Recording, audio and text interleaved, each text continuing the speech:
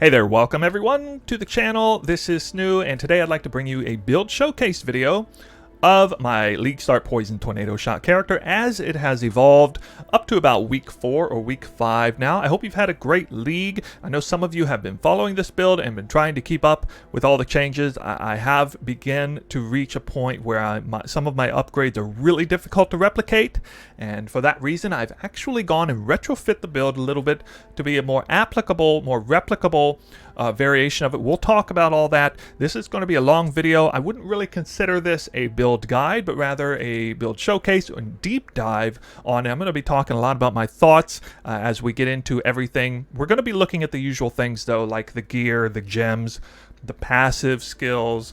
We're going to be doing a map showcase and the PoE, looking at some of the differences, maybe some of the standout calculations that are a little bit different, because this build has undergone some major changes, but it's still fundamentally the League Start build. It still has Magic Find in it. It's still poison, predominantly damage over time. But let's get into the build. I don't want to talk too much on the intro. I am going to start, I think, by talking about perhaps the biggest evolutionary change of the build, the most impactful one, and that would be the change from Daros's Defiance, which is a terrific body armor, gives a lot of EHP with endurance charge on kill, has a terrific interaction with Immortal Call and casting damage, taking support. When I actually plug in the PoE and take that armor off and sub it out for Expedition's End, I lose effective health. But the truth is, actually, I gain an enormous amount of effective health because nothing gives more effective health from a practical sense while mapping than permanently freezing everything on the screen. And that's pretty hard to do with this build since, again, the vast majority of the damage is damage over time. Freeze only counts for hit damage, which means you have to hit pretty hard with the actual projectiles, which this build doesn't really do, at least not at the earlier stages. A lot of people have asked about this. When should I switch over to Expedition's End? It's a very important question, and I've been telling everybody you should do it once you switch from Dark Scorn bow to a more hard-hitting bow. This bow is a great example. It has a great crucible tree. You don't need this. You don't need to have this much strength in the bow, of course. It doesn't need to be this well rolled, but I did showcase exactly how to craft this bow, this helmet, and this quiver in a separate video. So please check those out if you want to know more about how to craft that. But anyway, also going to need to have. Let's see, we're jumping the gun a little bit, but again, core components of the build, or the evolution of the build, is the Forbidden Flame and Flesh combinations for Fury of Nature, which give essentially proliferation to all elemental ailments. And let's see if we can pull it out here. It says non-damaging ailments spread. You inflict spread to nearby enemies, radius of 20. That is expanded by AoE, I believe. And the more important line here says non-damaging elemental ailments you inflict have 100% more effect. I am not 100% sure that applies to freeze. Perhaps it does not, but at least we get the proliferation there. It does apply to shock and chill, however. And so what does count as giving you more threshold or more of a buffer for the freeze is the special line on Expedition's End. Freeze chilled enemies as though dealing 99% more damage. All damage can freeze, even chaos damage, except damage over time doesn't freeze because that synergy doesn't exist. It has to be a hit-based damage. And again, this is very important because our build right here, right now, doesn't really do a lot of hit-based damage. It's like at least 90% damage over time. So how in the world am I going to successfully freeze things? Well, first of all, you have to crit. At least in my build, the only way for me to freeze is to crit. That's okay. I have only like a 13% chance to crit. Actually, right now with this variation, I think I have a 23% chance to crit because I did get power charges into the build. But it doesn't really matter because there's a bajillion projectiles anyway, and some of them are going to crit, and then it's going to proliferate regardless.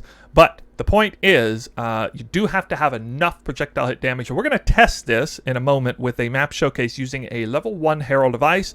I think for the case of the showcase, I can just substitute Grace out from that, and we'll trigger that. Now, this is going to give me essentially nothing except to prove to you that it works. So if I go in here and we find Herald of Ice and we give it, let's see, the Celestial Effect, I think that will make it painfully obvious just how much freeze proliferation is going on in a kind of map that I typically do.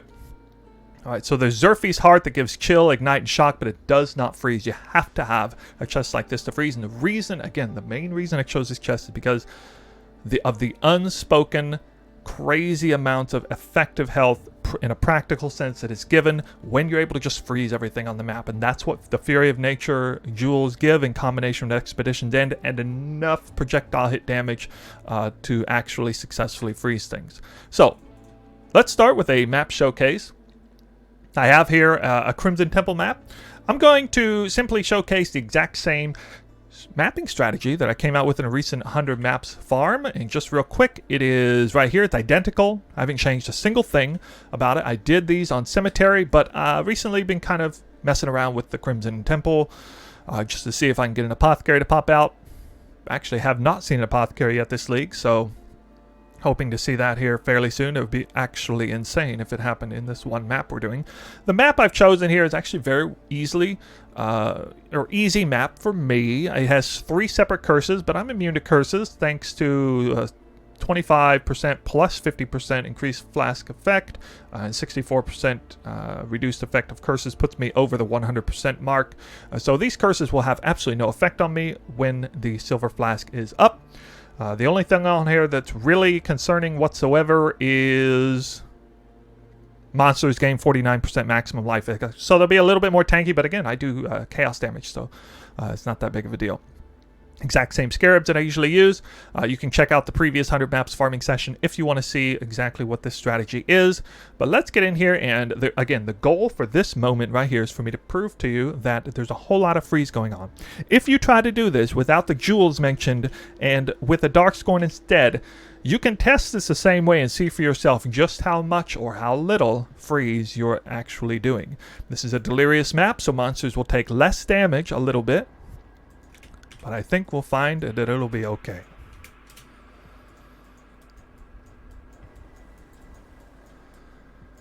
Okay, there you go. You saw the celestial effect there.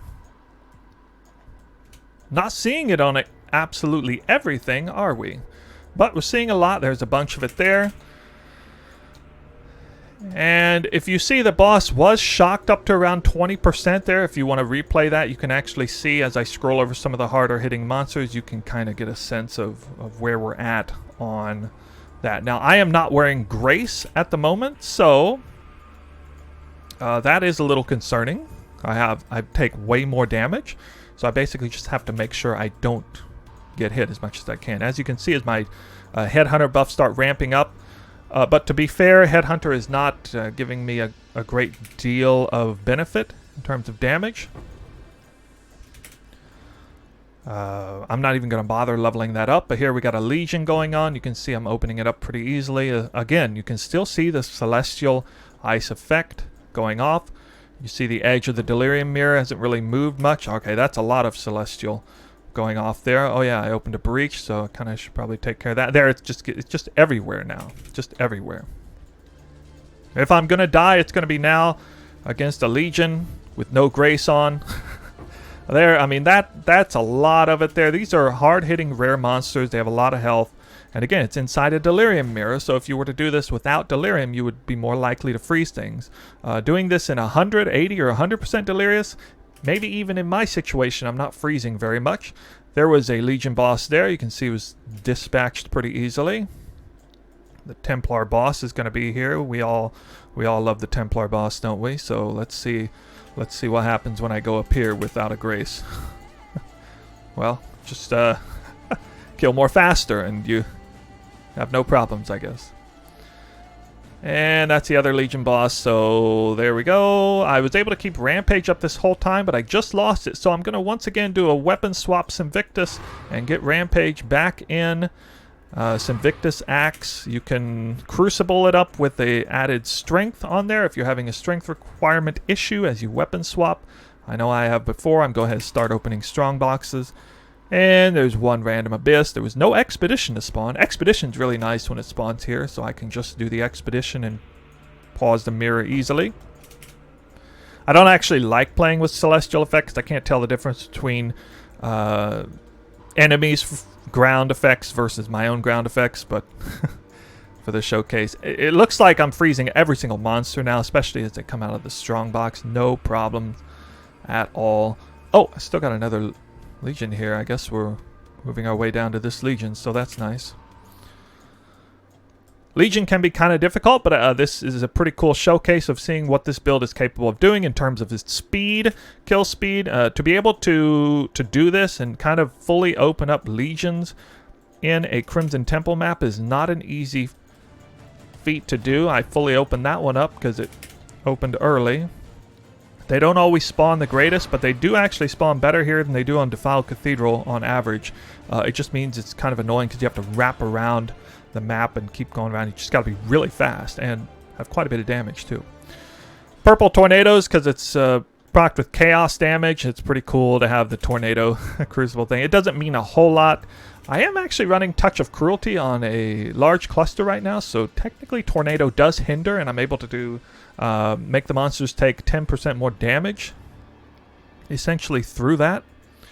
But here we are. I think we're about done with this map. I may have a rogue Legion boss up somewhere, but I don't think so. I think we've seen enough of this, so let's go back and put the proper one in here. You see I have 87 mana with my normal setup here, so this is good. And again, this is not exactly the same setup that I had. Oh, okay, here we go. I got my boss here. Even when I'm, you know, not in a great situation with ramping up damage, this build is surprisingly strong at dealing a lot of damage anyway. I think that's probably one of the biggest upsides this build compared to, even at this budget. If the starting damage, the damage I deal when I start out with like no borrowed power, no Headhunter power, no Soul Eater buffs, no Rampage buffs, nothing, I can even approach like a boss type, you know, a map boss or whatever, and kill them with relative ease. That can be a little bit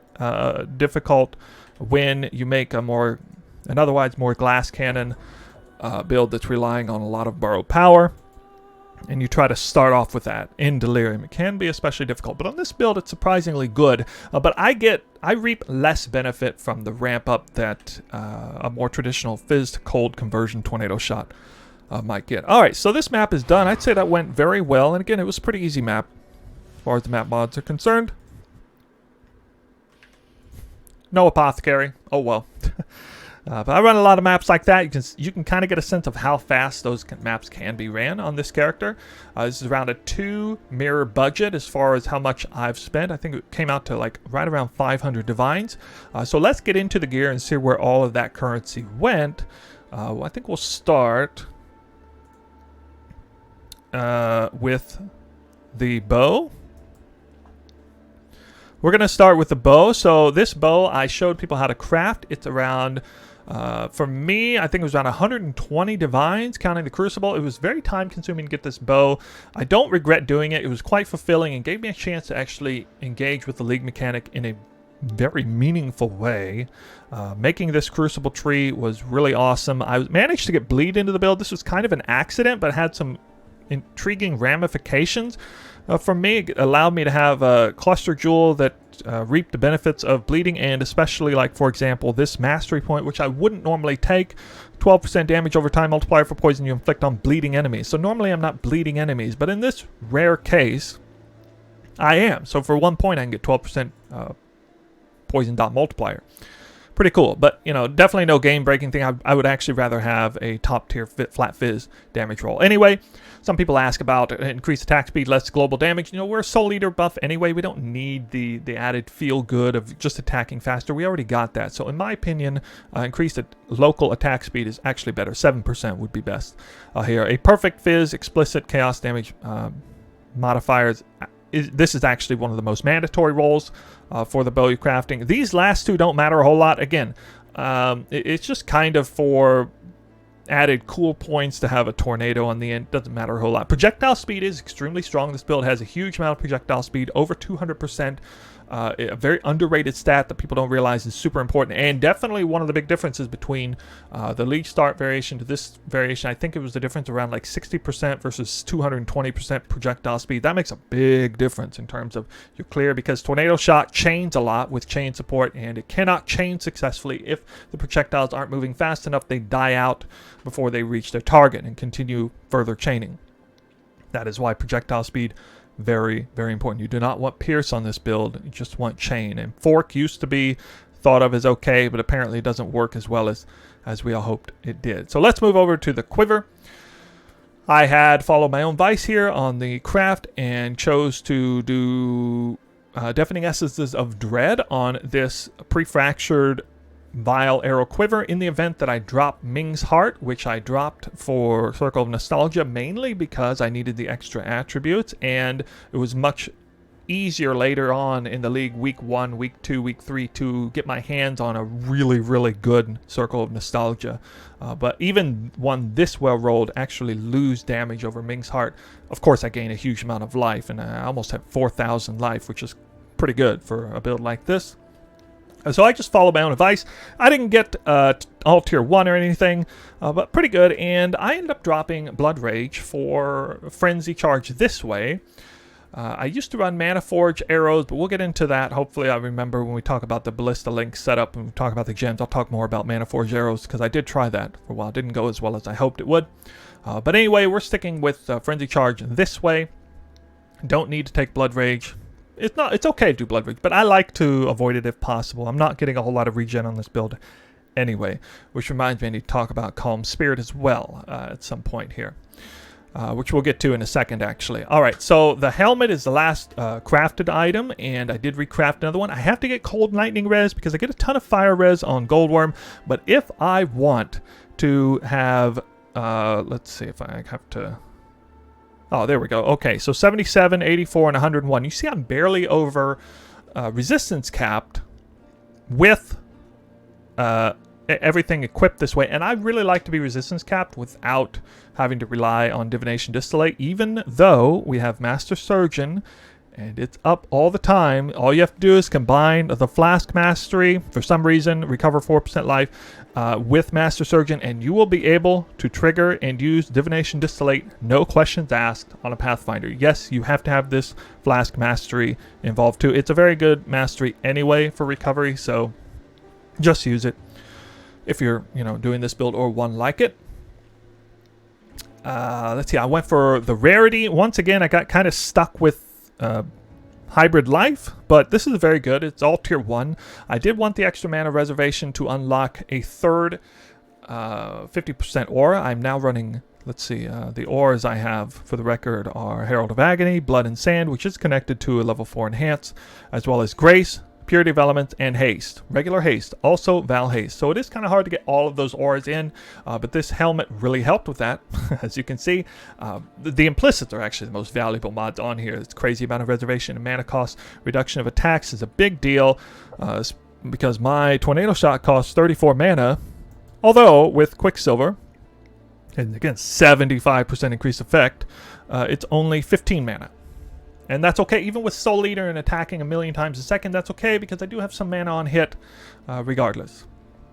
As well as Divination Distillate giving me a ton of mana. I can't tell you just how incredibly good Divination Distillate is for a variety of reasons on Pathfinder. Obviously, the Magic Find stats is incredible. It's giving me a bunch of life. It's giving me a bunch of mana. It's essentially functioning as a full-leveled Clarity would, if you want to think of it that way.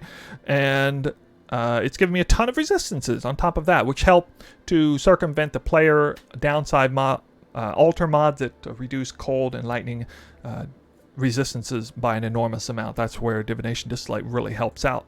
So absolutely incredible value out of the flask, especially on this build, without having to do Petrified Blood and all that life reservation stuff. All right, so let's move on to the chest, which I've already talked about, but I should probably mention the double corruption on this is an absolute dream double corruption. I was really just trying to get percent damage. This doesn't exist, and, the value of this chest, it's really hard to put a number on it. However, for me, in my case, this is probably the biggest example of a chest where I personally paid the least amount versus the actual amount of its true value. If you were to try to value this chest, I'd say it's probably around 100 divines. I would personally probably pay up to 100 divines for this double corruption, but I only paid about 10 divines, essentially, because I double corrupted 4 of these chests. I didn't actually lose it. I didn't brick a single one. I got 3 separate double corrupted. One of them ended up with +1 socketed gems too, which I didn't really need, but I would need if I was running a 6-link aura setup, perhaps. But yeah, just an absolute dream double corruption. The +1 max res is very strong too, but I was really just going for the % damage on an almost perfectly rolled expeditions end otherwise. And it is actually really important that the freeze threshold roll is very high there. Forgot to mention the value of the quiver. I value this quiver around 20 divines. It's actually not that hard to craft. It's mostly in the base for the quiver, maybe up to about 30 divines. But for me, I think it was around 20 divines. The helmet, around 30 divines. The base, again, very expensive. I paid for the base with it pre-enchanted. I think it was like 6 divines to come out that way, but I did it the hard way with no fracture. The suffixes got lucky anyway. You can swap the resistances anyway, so not too bad. The chest, again, around 10 divines. The Headhunter, I think I paid around 105 or 110 divines for this. It was a while back, a good 2 weeks ago or 3 weeks ago that I bought this. And again, Headhunter is not super important for this build. I think this is a great opportunity to run Mage Blood, actually. But I really wouldn't sacrifice Dying Sun because it's giving not 2 but 3 additional arrows. And obviously, you're not going to sacrifice Divination Distillate. But if you think about doing a 3 Magic Flask Mage Blood setup, not a bad idea. And again, Headhunter, not really giving hardly any extra damage or speed. Basically not improving my killing efficiency at all, really. But it is giving a lot more defense, which is nice. Of course, it's always nice to have a lot more defense in there. But it is giving Shroudwalker too. Incidentally, my next build I plan to make, I think I'm going to do Mage Blood for once. Yeah, I'm going to betray the Headhunter crew and actually rock with the Mage Blood for once in my life. On a Magic Fine character. I'll at least try it out. Let's see. Next we got... Actually, we'll go gloves next. So, gloves, I did substitute out. I actually have these gloves, and they allow me to have a level 5 rather than level 4 Enlightened support, but I don't actually need it for... So, for the sake of making it more replicable and easy to replicate, if you're trying to follow things, it can be really hard and expensive to get this exact double corruption. You need the Despair on hit with the +1 curse, either through Whispers of Doom or Sovereignty, to manage this. So I guess you either need this glove or this amulet. So you can think of it that way. Maybe you don't need Sovereignty if you have this glove, because I got Haste, Grace, and Purity of Elements all in here. But in my case, it's around 87, a very comfortable number. You need to have at least, in my opinion, 62 mana to proc Immortal Call when everything is down. Of course, Immortal Call costs a little less for the cast when damage taken at 36, but 87 is comfortable. Anything less than like 60 is pretty bad.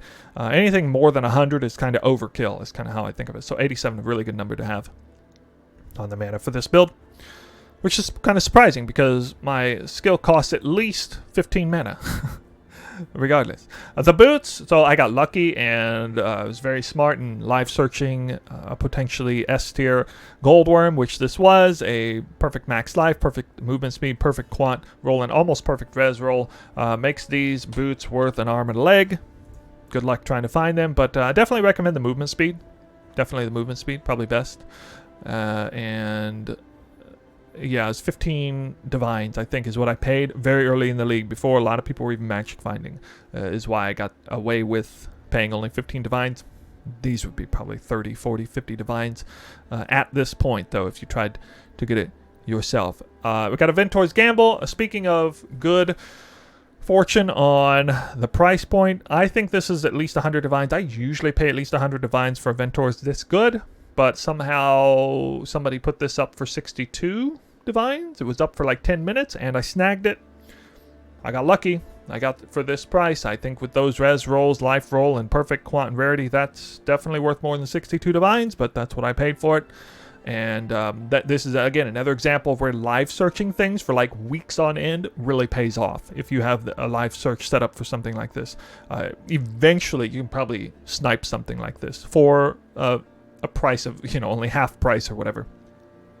Already talked a little bit about Ming's Heart, the substitution out to Circle of Nostalgia, mainly for the attributes, but really the combination of the attributes and just eventually reaching a point in the league where people just start finding these right and left, and you get like really good implicit. I don't need the cold res, but of course I get good value out of the all attributes and max res, and of course the damage and chaos resistance, really good. I divined this and actually blew like 20 divines divining this. It was a little frustrating. I wanted to make it higher rolls, and it is very well rolled now. Regret that a little bit, but anyway, that is the jewel. I can't remember what I paid for this one. I put 10 divines down. I think it was around 10 divines. The amulet, another example of snagging it early is better. I paid about 25 divines for this, and I got people in my community who can't even find this amulet now. You can mass corrupt them yourself to try and get additional curse, but it is hard to hit, and it does have to be a certain eye level too, so keep that in mind. But I think they're all the same eye level. You're almost certainly not going to get a quant roll on this, because the turn-in for the Life Thief is only going to give you an eye level 80, so the vast majority of these Xerfes Heart are not eye level 85, eligible for quant. So basically, you're just going to have to settle for additional curse. No way you can get anything much better than that, likely. So again, I think either the double corrupted Asinus like this, or the with a Whispers of Doom non-corrupted Xerfes Heart, or the setup I have, I think will give you the right mana threshold. Really need that additional curse to get Despair on hit. It's very important to have that. It's a lot of extra damage you can see in the POB for yourself. Temp Chains is more important, but that is one of the main reasons I go for the gloves. I'm going to talk about Calm's Heart in a second here. Let's just get through the flask here. All perfectly rolled, or almost perfectly rolled, with the Hillock 28%. You know, it's around 10 divines for all these flasks. Flasks aren't that expensive, actually. I mean, just generally speaking, they're not that hard. I mean, you only have to hit 2 mods for crying out loud, or like 1 in many cases. Even a perfect divination dislate's not that crazy expensive. I don't know, maybe it's 10 to 15, but I got all these done early when price point inflation was a little lower. The flasks I had completely done out of the way really early on, like maybe the 5th or 6th day of the league. I was totally done with these flasks, and it was good to get that out of the way because the flasks are really powerful on a Pathfinder. It's good to have those done. I think just real quick, going to some of the jewels here. I had put down around, I think it was 80 divines in total for the jewels. A lot of that came from a corrupted blood immunity, a large thread of hope here. I'll explain later why I chose them, but anyway, we got this here, and this Watchers, I don't know, it's like 10 divines. Really, I'm not getting anything out of Zealotry, so some room for improvement there. I have your very typical mana res 3 passive 84 plus baseline 6 divines, but with this roll I think I paid like 12 divines for it. Really nice, help to get the all res up. So when I'm out of combat, I'm still capped. And then, a large cluster. This can be a variety of things. This was actually the most expensive item that still exists in the League Start portion of the guide. So if you're starting the guide, keep in mind you don't have to have this exact cluster or let's see, this exact cluster. This is the one actually from the build guide. But you do want to have an 8 passive one with Overwhelming Malice and 2 others. Basically, any 2 others is fine. Grim Oath, Unspeakable Gifts, Unholy, Malice, Touch of Cruelty. They're all fine. Touch of Cruelty actually doesn't do anything unless you have Tornado. So this is one of those weird situations where I have a Tornado that spawns automatically. It hinders enemies, and therefore they take increased chaos damage. It's pretty cool interaction, and it actually makes me feel a little bit happy that I have a Tornado. Not just there for aesthetics, but actually does do an impact. And when you're fighting, a monster that survives more than half a second, a Tornado will spawn and sit on it like that. So it's pretty cool. The other 2 jewels, I think, cost me a total of 10 divines, but they are more expensive now, kind of in part to me advertising these, are the Forbidden Flesh Flame combo with Fury of Nature, which again is responsible for proliferating a lot of chill, freeze, and shock especially.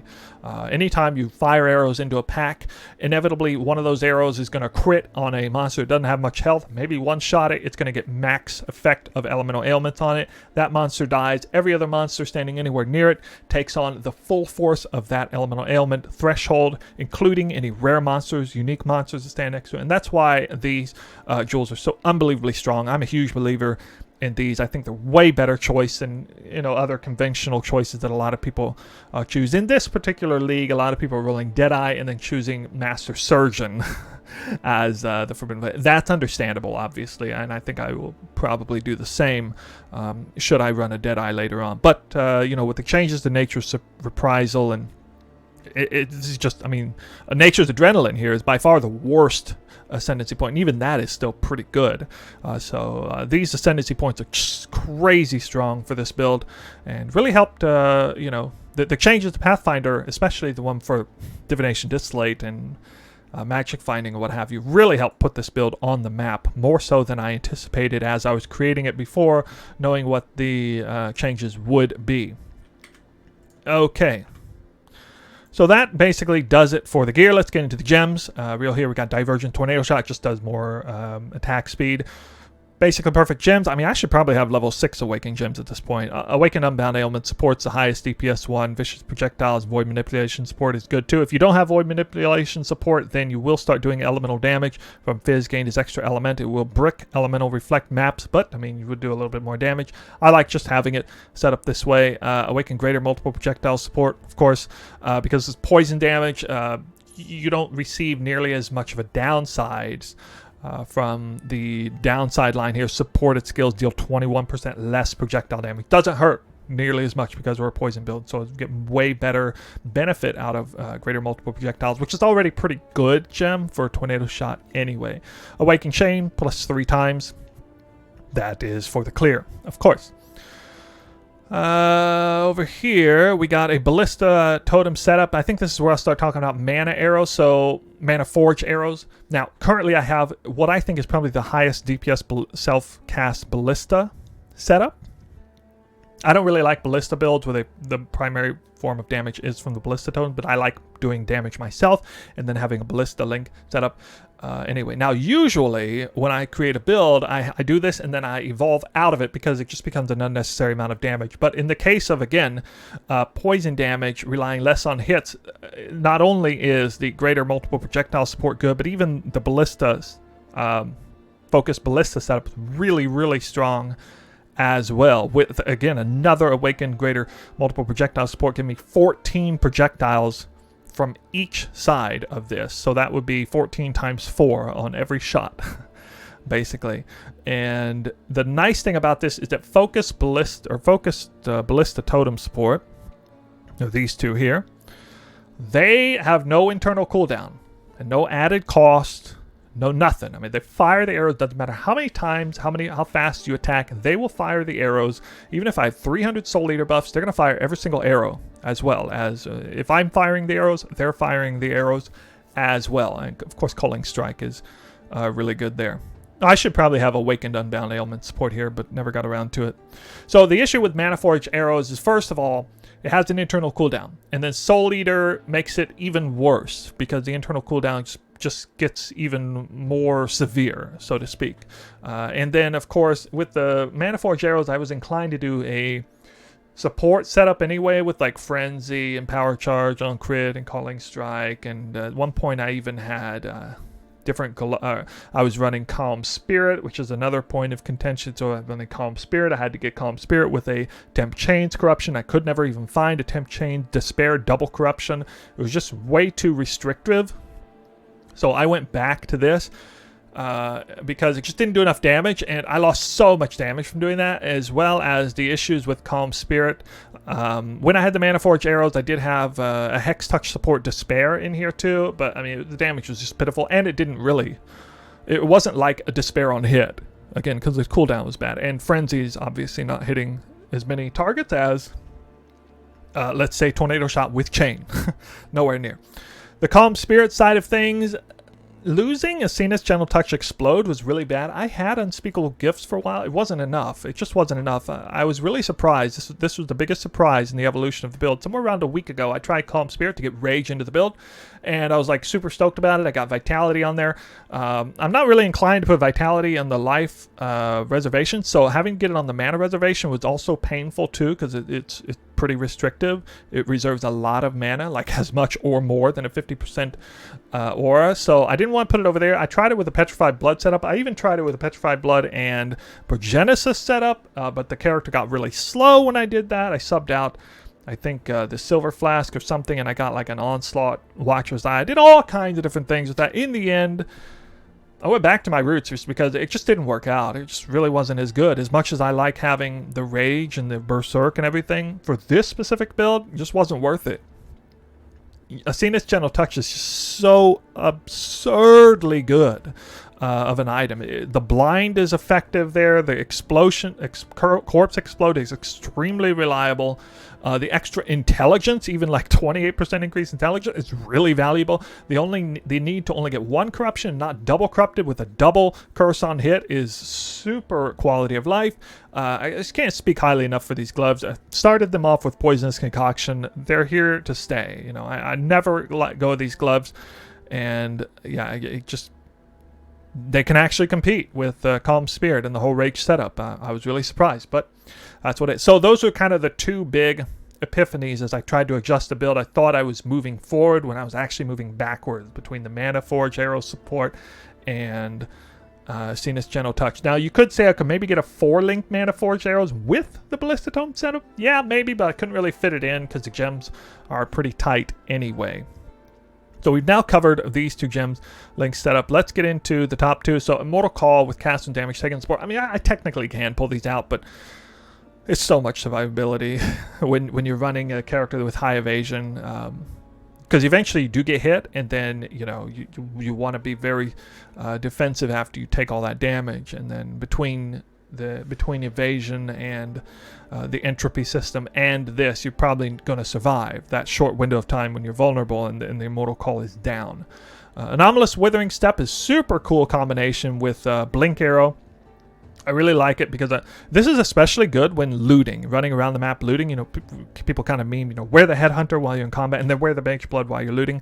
I gotta tell you what, Withering Step, super nice for looting. Really increases the movement speed a lot. I'm not attacking or anything, so it stays up. The elusive increased movement speed is super strong. In my opinion, that the functionality is much more for that purpose than it is for putting withers on the target. I just started off with it because, of course, I'm a Chaos build. Of course, I'm going to use Withering Step. But in the end, it was much better just for movement, out of combat, looting especially. And yeah, let's go into the other one, would be Divergent Herald of Agony. So this gave a lot of flexibility as far as poison on hit. It gives me a whopping 40% chance to poison on hit. This is why things like Dendrobate are kind of out the window. Completely unnecessary when you have things like this, even just regular Herald of Agony, and the combination of all these different super strong poison clusters that give tons of scaling, which you can hardly ever justify removing, whether you need the poison on hit from them or not. It's just so good.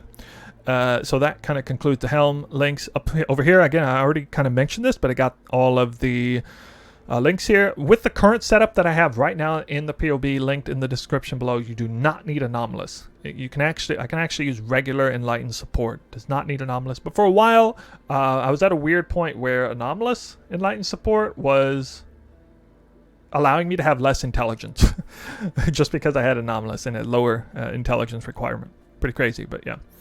Over here we got Blood and Sand, which is responsible for giving a lot of extra projectile speed and projectile damage with enhanced support, level 4 enhanced support. I always like to have 1/4 link set up like this on Tornado Shot. In this case, Divergent Plague Bearer, a staggering 22% dot multi while it is up, and of course it is up. If you want to keep track of it. If not, otherwise, you can drop this. This is probably the first gem I would drop. But Plague Bearer itself, not giving that much damage. It's really about the 22 dot multi on here. Phantasmal Blink Arrow gives me not one, but 2 additional usages. So 3, a full 3 usages. And with Soul Eater, I think Blink Arrow is actually good enough. And a lot of people like Flame Dash or Dash or whatever because it's technically a little faster cast speed. But of course, those conflict with Withering Step. So the really cool thing about this, with a Soul Eater build, Blink Arrow still feels really good. It feels extremely fast. I mean, it feels halfway decent right now anyway with Onslaught up, with all that increased effect. But especially with Soul Eater up, I mean, it's just ridiculous. It's totally fine, and it synergizes terrifically with Withering Step to have both of those in because they do not conflict with each other on the cooldowns. So you can see there, we got the right-click tornado shot, the ballistas set up down there, and yeah, I just use all the things, and you can see that's a lot of arrows, a lot of shotgunning potential, a huge amount of arrows. Everything's getting hit constantly. Everything's getting shocked really hard, frozen, as you could see in the map showcase. And that basically concludes how I set up the gems. Let's get into the passives. Now, I already talked a little bit about the jewels. Just to clarify, one other major difference between my actual setup and the setup that I'm presenting to you today. I like Megalomaniacs. I got some really good Megalomaniacs, and I got a whole bunch more up here. Megalomaniacs can be absolutely insane, but it requires you to have like 3 of the very most useful ones that you cannot combine at all for it to really be worth it. Now, this Megalomaniac I've scrolled over is a perfect example of what I'm talking about. You know, there's no way in hell you can combine Enduring Composure, Spike Concoction, and Frantic Aspect into one jewel except without a Megalomaniac. So you're getting tons of value out of that. But it only matters if you can take a huge amount of value from that. So me and my build, I can. I need Spike Concoction to unlock the 3rd projectile on Dying Sun. I need Enduring Composure to get endurance charges into the build after dropping Daros's Defiance.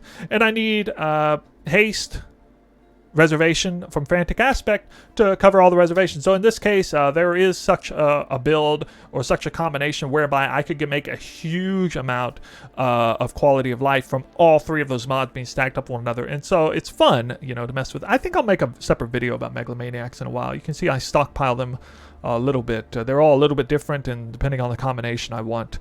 So if you're wondering what happened to the Megalomaniac market, Snoo was there. I guess maybe grabbing them up. A lot of these aren't like super good anyway, but these were the 2 that I was using together.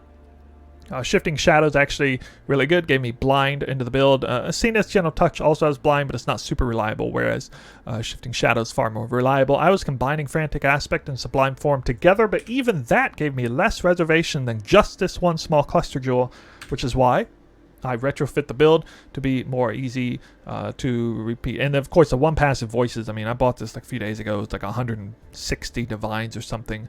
Super expensive. The amount of actual value to the build that you get for going to 1 passive voices, yes, it unlocks an extra jewel slot. That can have some terrific ramifications. But in my case, it really wasn't that amazing. It didn't give anywhere near the kind of value that, say, a Headhunter gives, for example. In my case, with the bleed again, this kind of medium cluster jewel was absolute best in slot with 30% increased duration of ailment on enemies. It gives a huge amount of effective damage.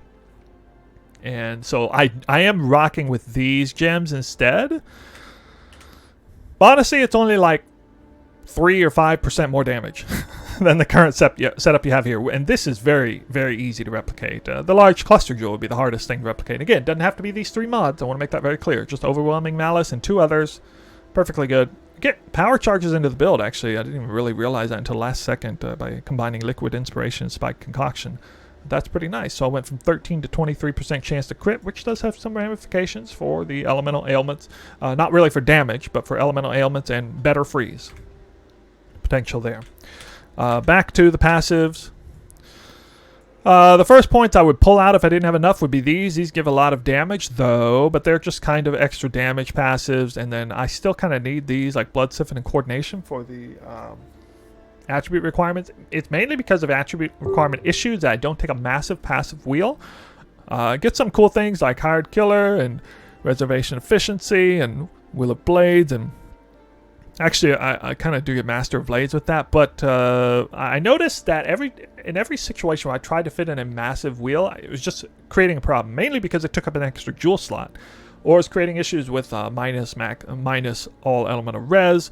It just wasn't worth it, in my opinion. It was getting way more value out of the large wheel here, especially since I already have 2 of the masteries here, like 2 of the masteries I need, and I do not really need to take all of these lackluster small nodes to get all of this incredible value out of all of this here. I mean, this has become a very notorious now, and you can get Primeval Force and one with Nature and even more value out of an elemental build, but in this case, even Poison, it's still really strong. Almost spell suppress capped. I think I have, what is it, 86%? Yeah, 86%, but I have less than that. Actually, that's not, I'm pretty sure I have 96% with the full. In the PoB it says 96%. I guess it's because of Revenge of the Hunted. But I can't quite reach cap, so what I did is just chances to suppress spell damage is lucky. Seemed good enough for me. So that's kind of how I handled spell suppress. Didn't really have to take any of the resistance nodes. Sometimes I have to do that, but I was able to take basically all of the life nodes, but not some of the extras. So that was cool to get kind of the value out of that between Revenge of the Hunted, Blood Drinker. Herbalism does have some nice ramifications on Divination Distillates, Regen, and Thick Skin. But there's no there's no great mastery here to take except for 50 life, actually. Because yes, 10% life is on the chest, so I can't make use of it otherwise. Do not need Heartseeker or lethality for this build. Doesn't really matter about crit multi. Crit chance is halfway valuable. Projectile damage is decent. Getting extra projectile speed from this one. Long shot was a nice addition into the build once I got the Expedition's End. It's kind of nice to take this even early on though, but again, no value out of the projectile damage when you're running Dark Scorn really. Acuity. Between Acuity and this Mastery and Farsight, I barely have enough hit chance, 100% chance to hit, even without a Precision Gem, which is kind of unprecedented. Surprising and very fortunate that I don't need a Precision Gem to reach hit cap. You see the vast majority of Magic Find Warrior builds do have a Precision Gem in, but part of that is because now I could even take Dexterity Accuracy bonus, is going to get even more, mainly because with Omniscience, you're not going to get nearly enough accuracy otherwise. And for our build, we have 5 whopping green sockets. Not the case for the average Warrior build. It wouldn't have 5, it'd have 3 or maybe 4. So added value for this mastery right here. I already talked about this mastery for bleeds only, and then the other poison mastery. Enemies poisoned by you cannot deal critical strikes. A lot of extra effective health there that you don't normally see on a regular Glass Cannon Warrior build. And poison damage deal faster, of course, really strong. Although it doesn't show up in the PoB as extra damage. Only 1 point necessary here for the 4 life on hit, 2 mana on hit. Actually, it's 6 mana on hit if I've used Divination Distillate. Divination Distillate does trigger both of these, which is really good. Again, had to go all the way up here, got a little added value for the intelligence, and for a hot second there I was actually trying Ghost Dance, and I was even seeing maybe get reservation efficiency here, but never did follow through with that. I couldn't really justify the points. Ghost Dance didn't really end up being worth it. I also did have, of course, recover 1% life per withered debuff on each enemy you kill. Super strong recovery, but became kind of unnecessary at a certain gearing threshold. Even 4 life on hit is just crazy when you have this many projectiles attacking as fast as you are. Just kind of overrides any value you get out of this. You would think maybe Fizz to Chaos Conversion is good, but it doesn't really mean anything. It could help save you on a Fizz Reflect map, especially when you're running Dark Scorn, or maybe even in my case here, but I just don't run Fizz Reflect anyway. I cannot get 100% Fizz to Chaos Conversion, so I don't really mess with it. Actually, probably the best thing on here would be deal 10% more chaos damage to enemies which have Energy Shield. That would probably be the smartest thing to take if I had an extra point. But in my opinion, extra points should be spent on things like max life or movement speed. We haven't taken damage recently. Again, one key to the efficiency is kind of damage out of combat when you go around looting, if you're not looting on the go. So I talked about Withering Step, and masteries like this really help out with that. Yeah, that basically covers everything. Of course, I'm going to take 2 additional projectiles. All the life, and just getting some accuracy and some projectile speed, and all the flask effect. Have to take these for a total of 50% increased flask effect, giving me 3 additional projectiles, not 2. All these flasks with 25% increased effect are actually 75% increased effect, and even the Divination Distillate is 50% increased effect, which does give me 18 quantity, not 12 quantity, which is more than most characters will get out of that. And that's all coming from the mastery here, natural remedies, and the spiked concoction, stuff like that. So that is it for the passives. The only thing left to do now is the path of building. All right, so let me bring you down to my screen. Just real quick, let's glance at the passive skill tree of my League starter. So this is where it all began. This is the League starter, and you can see the cluster jewels a little different, but again, overwhelming malice needs to be in there. Did have some different cluster jewels, but you know, basically it's all pretty much the same thing. Just a few different points, but that is kind of the frame of reference there. You know, we didn't have a Watcher's Eye phasing, so we took some of these points, but mostly the same. Mostly the same. And it resulted in 11 million DPS and effective health 38 million. Pretty high because Darossel's Defiance and endurance charges. You'll notice that if I take endurance charges out, that number drops down really hard, really fast. But anyway, that is the League Start version. Now, what about current version? So here's current version, 42 million. Like a shrivel of DPS away from hitting the poison cap on here, but this is with no delirium. 42 million DPS. It is a little higher with my Megalomaniac setup, but anyway, effective health 26 million. Again, it looks like I lost effective health, and technically I suppose I did, but adding freeze to the build is a wondrous amount of effective health. It doesn't really matter. So good there. Haste needs to be enabled here, and need to hit full DPS 14, projectiles 14 if you're running awakened multiple projectile support. And that's how this number shows up here. Also got to config everything in here. Lunaris, Aberrath, Rampage kills from Sinvictus swap, still phasing. Frenzy, Power, no endurance charges right now. Currently, no adrenaline, but Alchemist Genius, Flask active. Unholy Might is there. Onslaught is there. Maximum Withered stacks is there. Enemy is hindered, chilled, frozen, shocked. Maximum shock effect. Typically, it's either max or close to max in most situations, except like a single target boss. Infecting, not incubating here for the added dot multi. And everything over here is kind of normal. So typically a delirium mirror will be about 20% delirious, maybe 40% delirious. And you'll notice that the DPS number goes down. So it's kind of overlooked by myself and many people, I think. If you're doing delirious content, you don't have to worry about the poison hit cap, or the poison damage cap, I mean. You're not going to hit it. Basically, it's like 35 million poison DPS, or 36 million. But if I'm doing like 80% deli, or even mirrors with like this, I mean, it's going to be a lot harder to hit that. Even as we begin upscaling the Soul Eater stat count. Now, of course, eventually, and this would be kind of what it looks like in a mirror, I hit the poison damage cap, but I mean, that's not going to happen in a million years if I do like 100% deli. I could have 100 Soul Eater buffs, still not even close. But actually, even at 80, I guess I do barely hit it, which is pretty crazy. So Soul Eater, an absolute monster. That's why I love Xerfe's Heart. That's why I began the build around that item and evolved it as such. So yeah, extra calculations to look at. 48% quant, 228% rarity, and projectile speed is there. I can't remember, but it's all there. It's something like, I don't know, I can't remember off the top of my head. If you add in all these numbers, it's like 230% increased projectile speed. A couple of kind of big things to note there. Evade chance, not counting blind, I think 62% with grace. Not too high, but not too bad. Yeah, that will basically be it. That's kind of everything I wanted to show you. So talked about a lot of different things.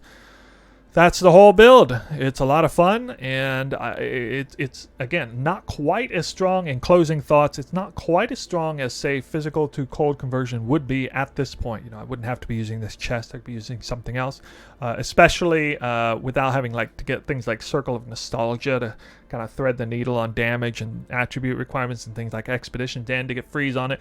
The big kicker is that this build is more restrictive on Magic Find gear. I can only fit things like maybe one Ventor's Goldworm, the flasks in, and